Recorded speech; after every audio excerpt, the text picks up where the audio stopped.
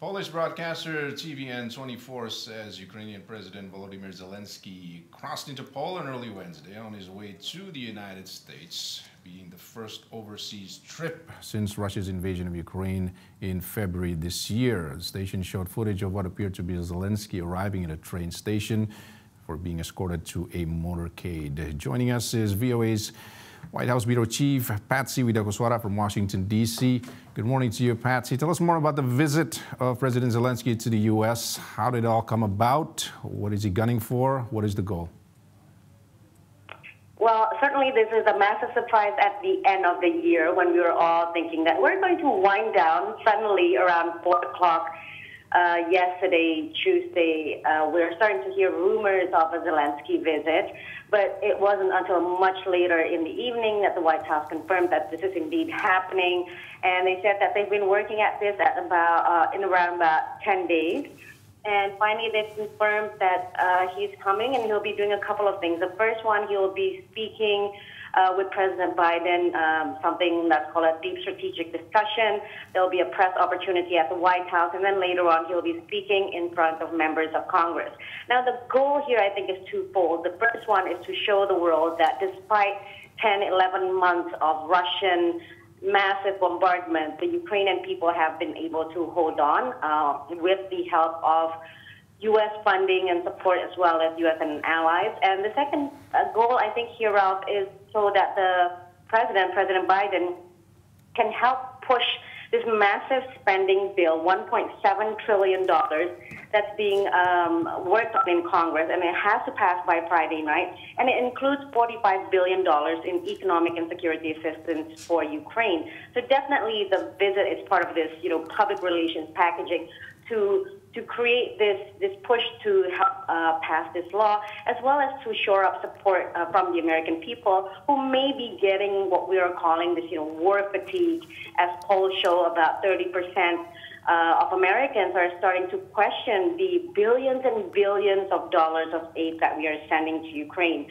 At the visit itself, President Biden is due to announce $1.85 billion in security assistance to Ukraine, including, and this is a big thing, a Patriot missile system. This is an air defense system that can certainly thwart a lot of the rockets and missiles that Russia is bombarding them every day. $1.7 trillion spending bill, including $45 billion in new military and humanitarian aid. How do you think Congress is going to respond to this come Friday?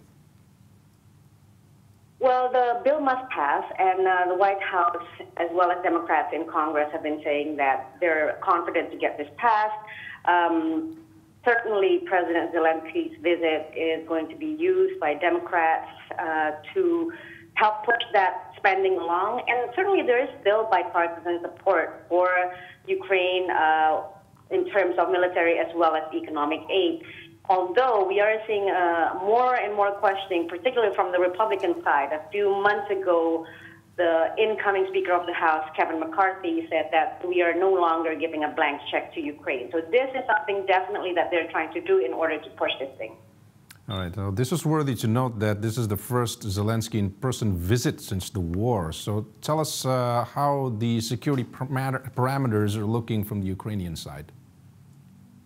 Well, definitely they're trying to keep this under wraps for as long as possible. I mean, the schedule did not come out until past 1 a.m. this morning, early this morning, and they really tried to keep this under wraps. Some leaks here and there, and the White House kept mum about it until late last night when we were briefed by a senior administration official. And they're saying that they're coordinating with President Zelenskyy on this issue, but ultimately it is his decision to leave his country.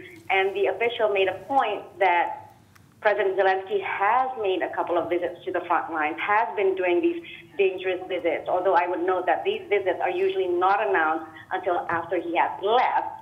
Now, this visit to Washington, D.C. is, of course, a different and a very public thing. And how do you think this visit will provoke Russia? Have you heard any reactions coming out of Putin's side? So, for sure, this is something that will be considered by Moscow as a provocation.